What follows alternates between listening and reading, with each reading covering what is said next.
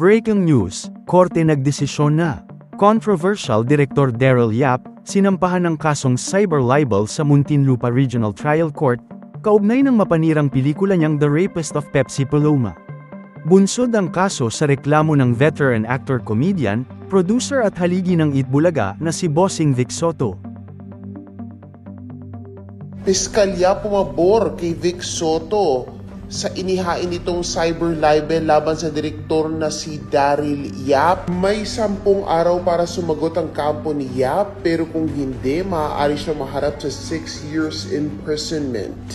Naku po Daryl Yap, kaya pala bali-balitang ngayon sa X na nagmamakaawa na siya kay Bossing Vic Soto dahil lumabas na pala at nalaman niya na ang resulta ng kasong isinampa laban sa kanya.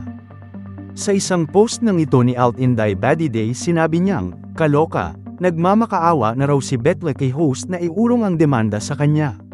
Una, stress na raw ang pamilya. Pangalawa, hindi na carry bells ng lawyer niya.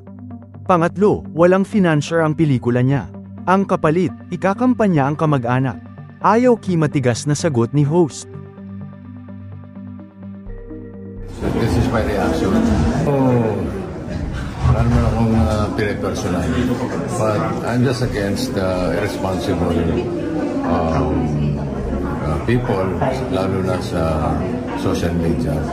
Kaya nga ako, hindi ako sumasagot in any social media o sa television o sa ano.